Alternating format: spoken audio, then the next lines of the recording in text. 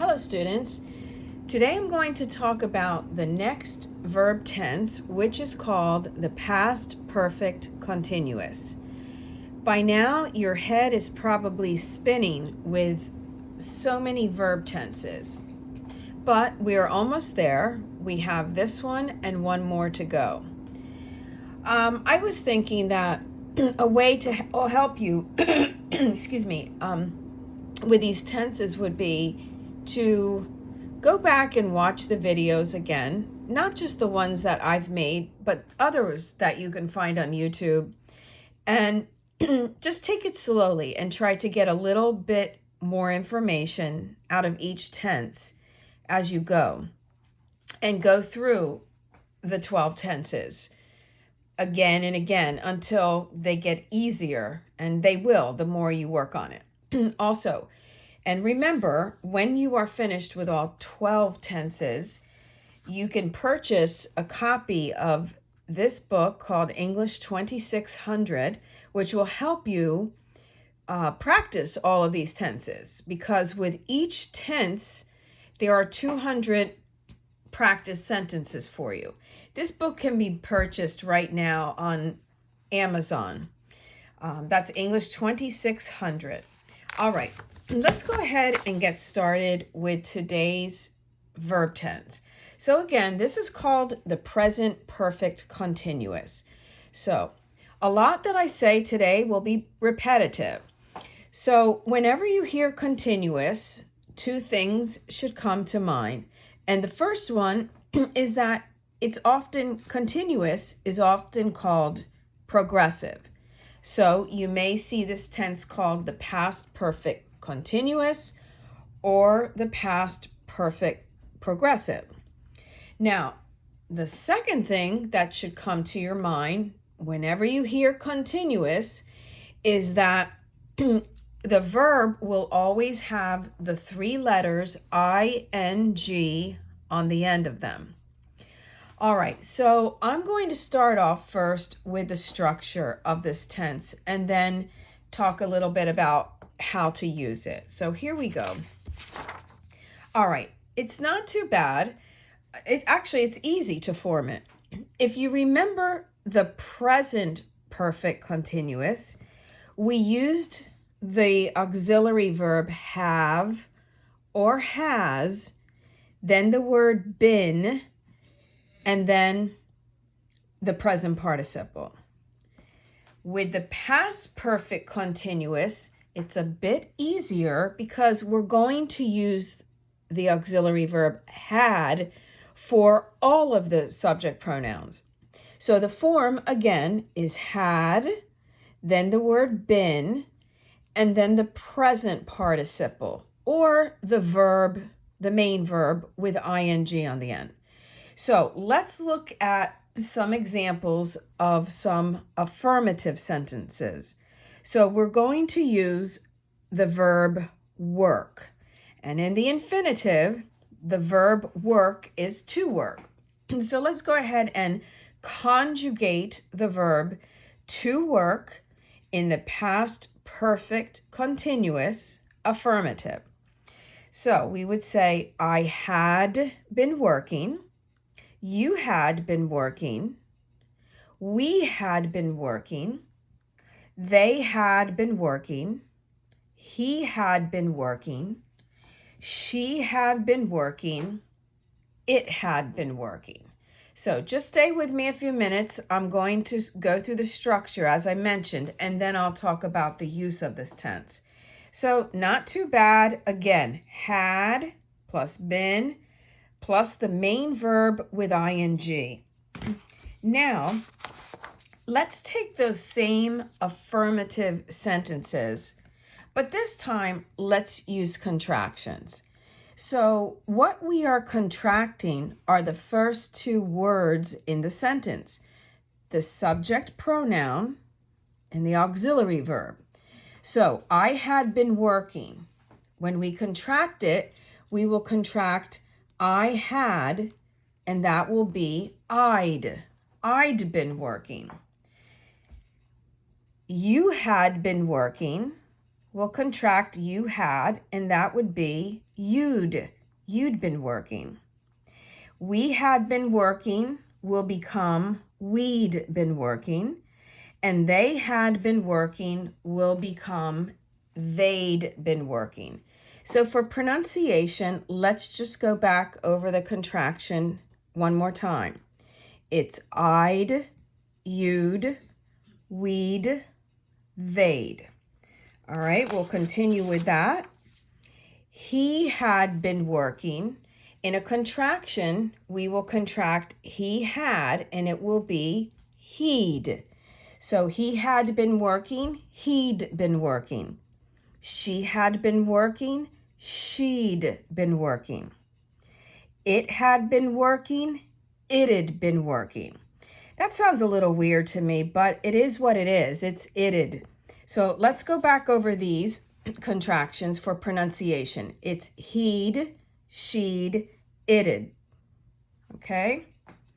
All right, now let's take those same sentences and turn them into negative sentences. So just like the other verb tenses, we need to insert the word not into the affirmative sentence to make it negative. So it will be had and then not, been, and the present participle, or also we can say the main verb with ing. So here they are. I had not been working. You had not been working. We had not been working. They had not been working. He had not been working. She had not been working. It had not been working. So again, to form it negative, put the word not between had and been. Now, let's take those same negative sentences and use some contractions with them. So with these sentences, what we are going to be contracting is the words had not, and that will become hadn't. So this is fairly easy because it won't change. All of the sentences will say hadn't. So let's look at it. I had not been working. In a contraction would be I hadn't been working. You had not been working becomes you hadn't been working. We had not been working becomes we hadn't been working. They had not been working becomes they hadn't been working. All right, and then he had not been working becomes he hadn't been working. She had not been working becomes she hadn't been working. And it had not been working becomes it hadn't been working. So the pronunciation again is hadn't, and just make sure that you're putting the apostrophe in the correct place, which is between the N and the T. It's as though it takes place of the letter O for not. All right, now let's form yes/no questions. So just like the other tenses, it's pretty easy. Again, all we have to do is switch the first two words around, the subject pronoun and the auxiliary verb, had. So I had been working to form a yes/no question becomes had I been working. You had been working becomes had you been working. We had been working becomes had we been working. They had been working becomes had they been working. And again, these are yes/no questions. And to continue with that, he had been working becomes had he been working. She had been working becomes had she been working. it had been working becomes had it been working. All right, and last part for the structure is information questions. So as with the other tenses that we went over, all we have to do is take the yes, no question and put the WH word in front of the yes, no question. And then we would form an information question. So, had I been working is a yes, no question. Now I want more information, where. So I'm simply going to put where in front of the yes, no question. Where had I been working? And just a quick review, the WH question words are who, what, when, where, why, and how. All right, had you been working? That's a yes, no question. More information? Where had you been working? Had we been working? Yes, no question. Information question, where had we been working? And had they been working? Information question, where had they been working? Okay, and then had he been working? That's a yes, no question. The information question would be, where had he been working? Had she been working? Information question, where had she been working? And lastly, had it been working? Where had it been working? All right, now let's go into when we use this tense. Okay, we use it to describe, I made a mistake here. Sorry about that. We use it to describe an action that was ongoing in the past, continuing up to a specific point, or another action in the past.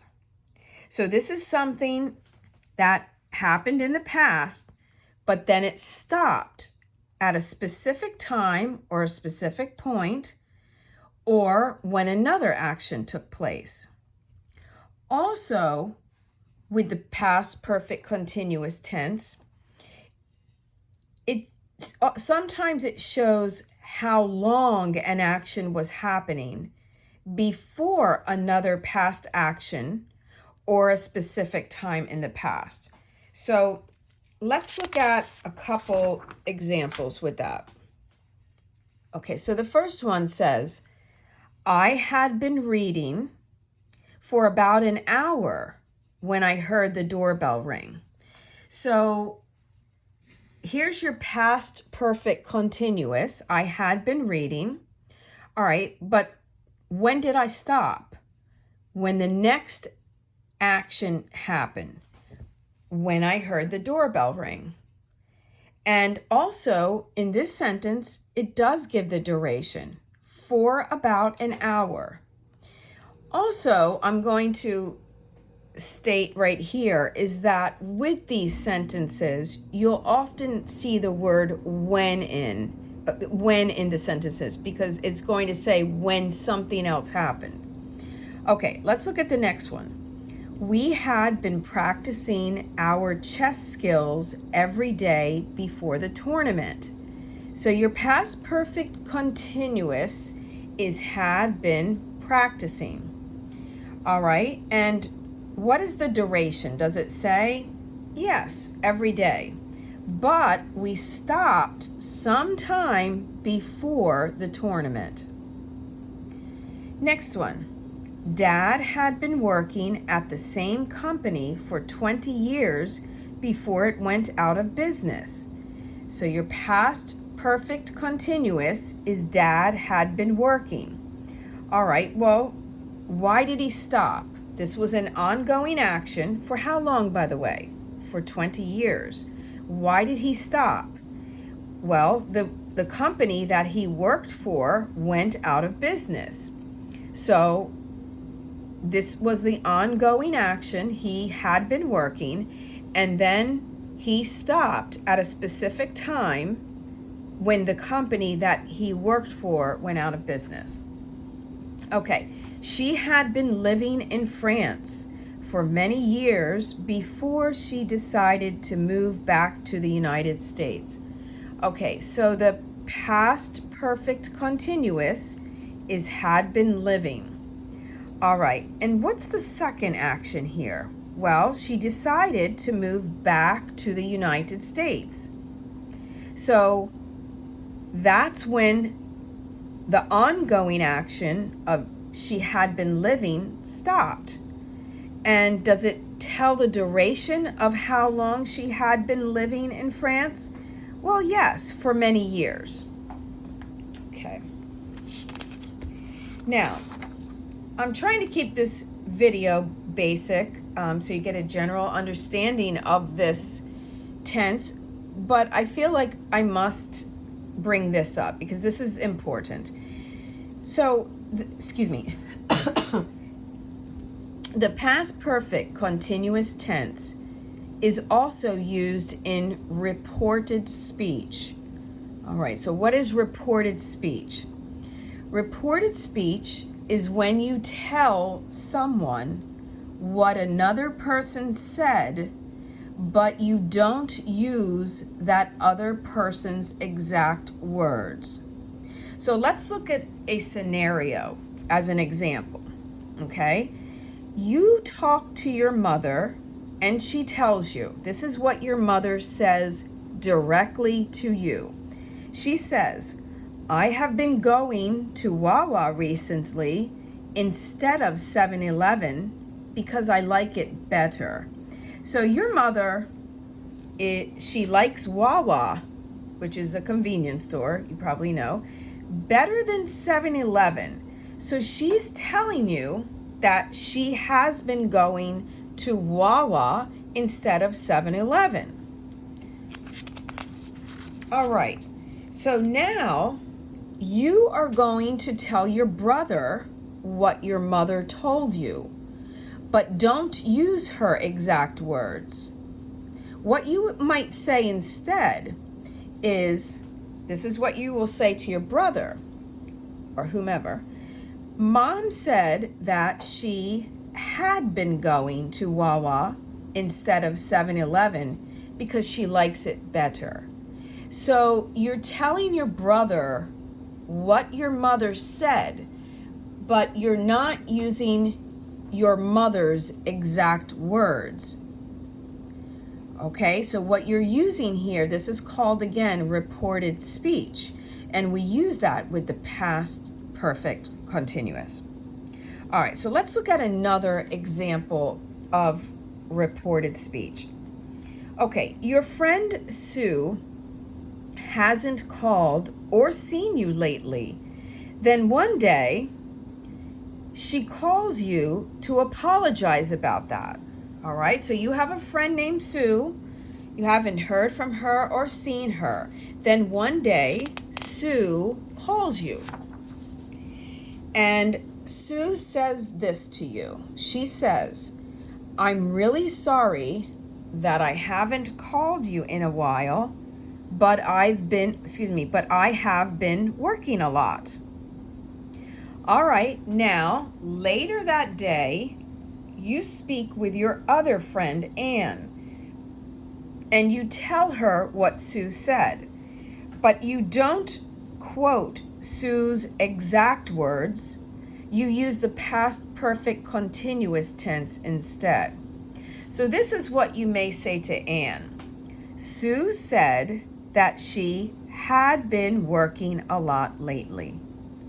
And again, that is called reported speech. So there's a brief, basic idea of what the past perfect continuous is all about.